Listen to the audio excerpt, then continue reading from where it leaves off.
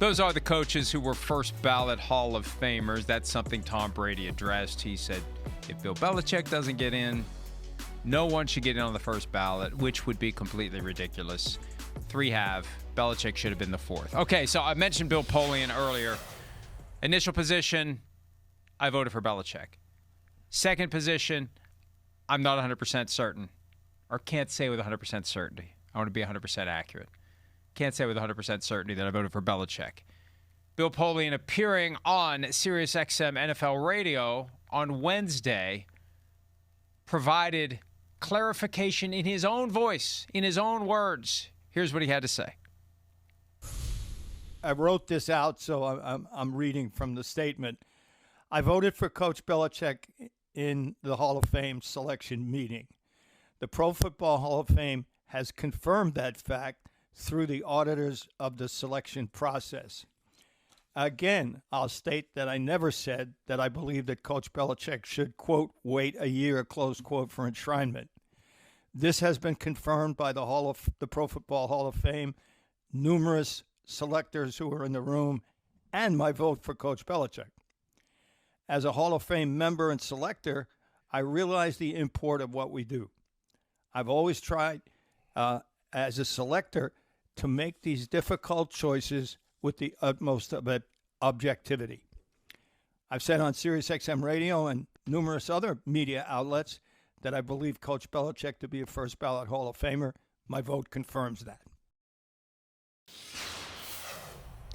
So there's the statement from Bill Polian. And, hey, I mean, is it possible that he voted for Bill Belichick after instigating at least 11 others not to vote for Bill Belichick, and then you get some Game of Thrones, next level, well, my work here is done. I can go vote for Bill Belichick now and cover my ass in the event that I'm ever accused of launching a conspiracy and I'm not ready to go there. I think there's an easier explanation of why Bill Belichick didn't get in, and we're about to get to it. But we've heard from Bill Belichick. Now, or Bill Polian. God, I'm getting the Bills screwed up. We haven't heard from Bill Belichick. We've heard from Bill Polian. And he's somehow gotten, this is all supposedly a secret. Like, nobody's supposed to know anything until next week.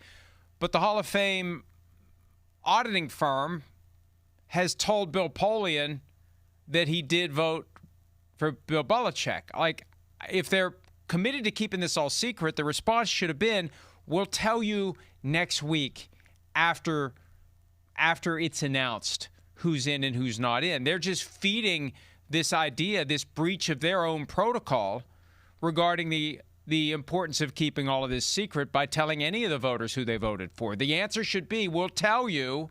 If you don't remember for some reason, we'll tell you after next Thursday. Yeah, I think the voters should come out and tell you who they voted for and why they voted for someone, especially if it's a controversial choice of putting somebody in or leaving somebody out. That should be on the table. We should know who the voters are. We should know how they voted. They should feel free to tell us, what their logic is, so we can say, okay, I can see that, or that doesn't make any sense. And I know we'll get to that doesn't make any sense pretty soon. But the other thing is, Mike, why do I need an auditing firm to tell me how I voted? I can tell you everything that I voted for ever. Elections, how I voted in a meeting, whatever it is. He just voted for Bill Belichick, and he said, yeah, I think I voted for him. I'm 95% sure I voted for him. Oh, yeah, I know I voted for him because I checked with the Hall of Fame, and they told me, yeah, this is how you voted. Why do you need to do that? And I know it was a great scenario you painted. I don't think it's really fictionalized. Not that far from the truth. I'll say it this way. It's not that far from the truth where you said, hey, some master plan where Bill Polian kind of finds the anti-Bill Belichick lobby or the anti-Bill Belichick pockets in the room, make sure he kind of gets them riled up. Oh, so you're not going to vote for him? Okay, all right, good. Ooh, I think I got 11. I think I got 12. Ooh, I got an extra one. Good. I'll come back. I'll protect myself. I'll vote for him. I don't think it's that far off. I really don't.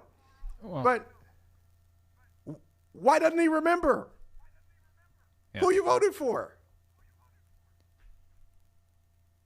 That really was a strange development, maybe the strangest development in all of this. And the reason that I give any credence whatsoever to the possibility that he stirred up the anti-Belichick crowd and then took off, part of what he said to Don Van Natta Jr.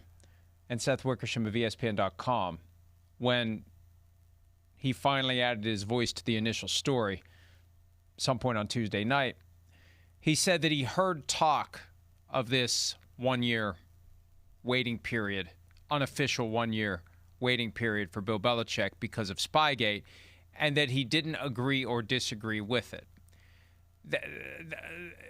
That scenario, there's a lot of work that can be done within the boundaries of that scenario. I mean, you have no, well, you know, if you guys want to, if that's what you want to do, like, you know, I can't stop you. Oh, well, you know, I understand what you're thinking. I'm neither agreeing nor disagreeing, but I understand what you're thinking. If that's what you feel, if that's your conscience, let it be your guide. Instead of saying, hey, whoa, whoa, whoa, whoa, whoa, whoa, whoa, whoa, whoa, whoa, whoa, whoa, whoa, whoa, whoa. That's not our assignment. We're not here to impose an additional waiting period on someone. We're not the deans of discipline for the Pro Football Hall of Fame. We don't get to do that. So no, you should not do that. So I would say silence in that moment is circumstantial evidence of complicity, isn't it? Yes. Yes. They're just there's really no any. The more they explain, the more explanations I hear, it gets worse. The explanations make this whole thing stink even more. Bill Belichick should be in the Hall of Fame on the first ballot, and there's nothing they can say.